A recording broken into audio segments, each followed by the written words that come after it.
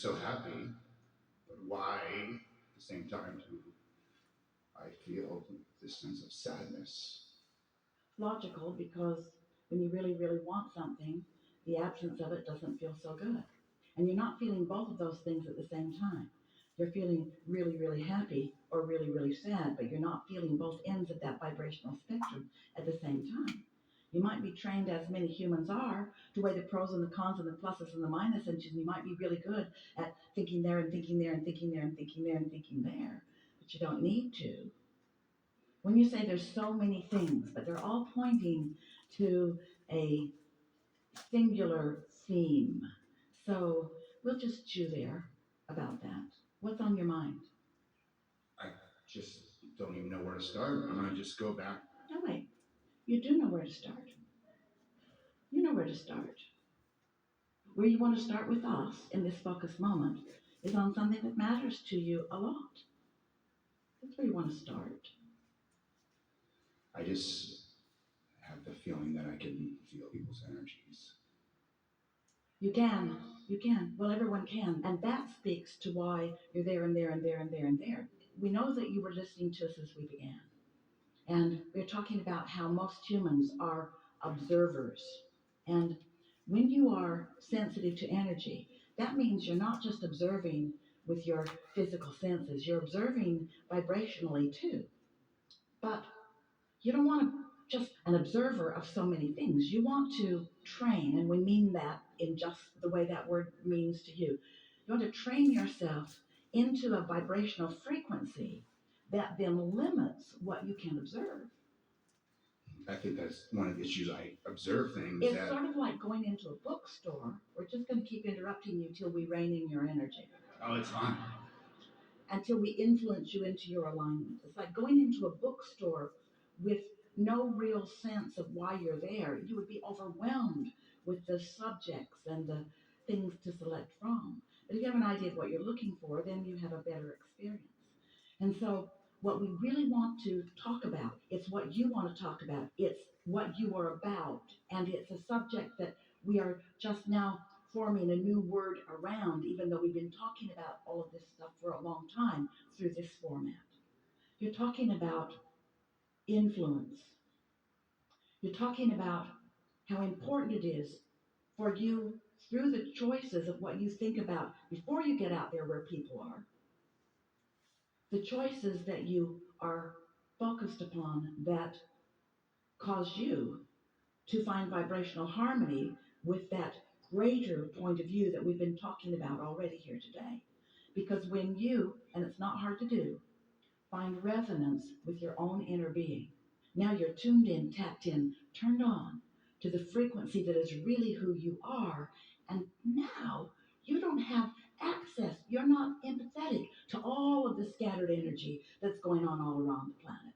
You're in vibrational harmony with who you are, and now you are an influencer of alignment, not a scattered person that's buffeted around like a cork on a raging sea. Can you feel that? Mm-hmm. You heard it, and you feel it, and it's what you're asking for, isn't it? Mm-hmm. So? The blocking out, I see things, like I'll see somebody treating somebody or not doing, acting kind towards someone, or. So our question to you is, what's going on in your vibration that makes that your point of attraction? Because I want to fix that person and make them better. That's exactly right, because you're an uplifter. But hear this. You want to influence them to alignment. But when you're focused upon that behavior that is so upsetting to you, you're joining that influence. And that's why you feel scattered. So how do I block it out? How do I just see that person doing that thing and saying, I need to change it? You don't wait until they're in front of you. You prepare your vibrational atmosphere before they show up in it. In other words, you get yourself so stable that here they come, the ornery, belligerent bully. And they come to you. Energy sucker.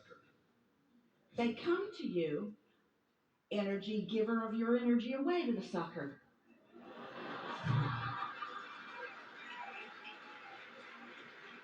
You're blaming them for your lack of preparation. I didn't do anything about finding my alignment with who I am. I just came out into the day and I found you, and it's your fault. Now, well, you found me because we have some things in common. And it's not because you're a bully, it's because you're a bully watcher. You're a bully not liker. You're a bully wanting to stop. But that's not how it works, because there's no law in this universe of exclusion. There's only the law of attraction. There's only the law of inclusion. Now, see, here's the thing. This bully that you're watching is not only that. This bully has an inner being who is wanting to call him or her home to alignment. But for whatever reason, that person is not there.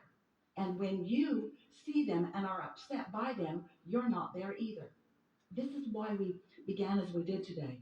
If you're not in full concert, in full harmony, in full blending, or somewhere close to it with your inner being, then your influence is scanty. And then your relationship with them, the bully that you want to stop bullying, becomes one of weakness of action. Then it's almost like you have to be the bigger bully to the bully to make the bully not be a bully. What? You can't get there from there. And so, how are you going to harness your influence? Wait, how are you going to allow yourself to be harnessed by the true influence of well being before you then want to express it or focus it towards someone else? Think about something that makes me happy, no matter how small and insignificant it's going to be. That's right. And when is the best time for you to do that? As soon as I feel that attraction to observe that negative. Exactly the wrong time. What you just said was, I'm not yet in sync with who I really am, but I'm out in the world and I'm seeing reasons that I want to be in sync. But I'm not in sync, but boy, I can see the reason that I want to be, but I'm not. But I can see the reason that I want to be, but I'm not. You got to get there first. It's the preparation of your alignment that is your dominant work, not the looking around for the reason for the alignment. That's why we call this creative process 3 basic steps. Step 1 is you know what you don't want. Do you know that you do all of your creating? Hear this. You haven't heard it in this pointed way from us before. You do all of your creating in step 1. Because that's when you're exposed to the, I don't want this, therefore I do want this, and I don't want this. So all those bullies you've been watching and that you've personally experienced are what have caused you to put this huge desire in your vortex. And your inner being is completely lined up with that and knows the power of your desire and is calling you never-endingly toward that knowing, toward that opposite of bullying, which is security, toward that opposite of bullying, which is love, toward that opposite of bullying, which is connection. So in moments when you're not being challenged by what you're seeing, that's the time for you to prepare your vibrational atmosphere. In other words, in a very rudimentary, very simple example would be if you were going to be the championship boxer of the world, you wouldn't wait until you were in the ring with the first opponent before you started moving your body like that. You would have done a lot of training first, a lot of it. And you would have confidence in your stability and your stamina and your strength and your endurance and your clarity. The preparation before is what it's all about. Physical preparation in that example and mental preparation too. But you don't just wait until there's somebody there with their gloves on before you say, oh yeah, maybe I could do this. And so the preparation for being the uplifting teacher that you are is by being tuned to the energy, to the power, to the clarity, to the leverage of this energy that creates worlds. Because if you're not hooked into that, then you're just going to have a fight like the rest of them are. And nothing is going to happen as a result of your including yourself in that fray. So I wake up in the morning, I do my meditation, and I ask this to meet nothing but happy, joyful people all day long. And I'm on a roll doing that, and I'm feeling great and fantastic. And here they come. Here comes that person. I'm doing great. I'm not even observing anything. But listen to the contradiction of what you're saying to us. So I want to help people who are not in alignment find alignment. I want to be an influence, but I don't want to see any of them today.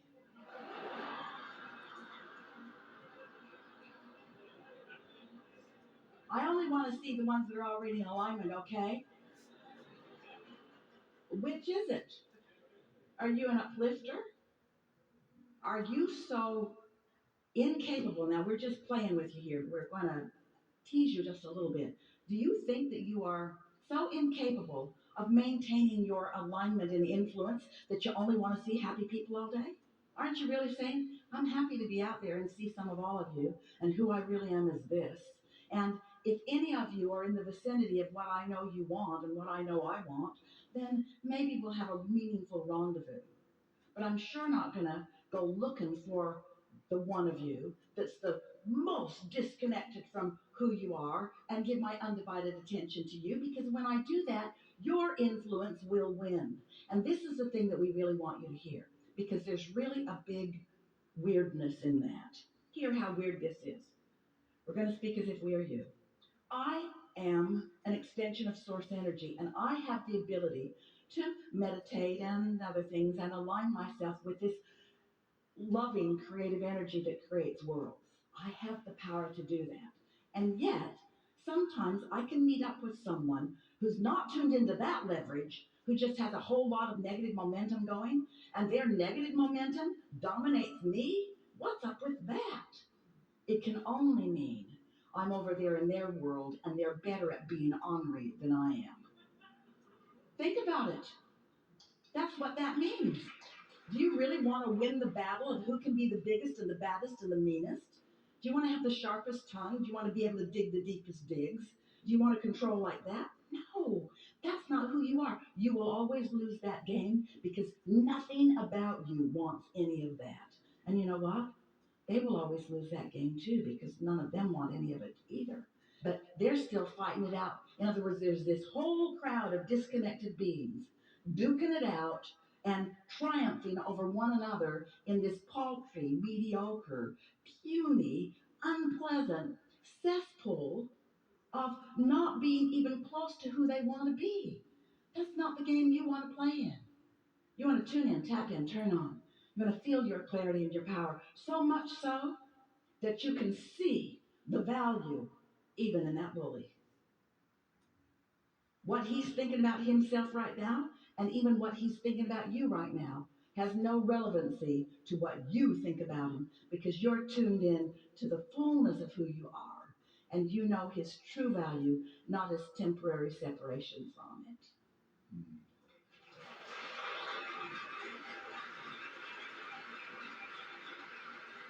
And we sure can understand why that would make someone like you nuts.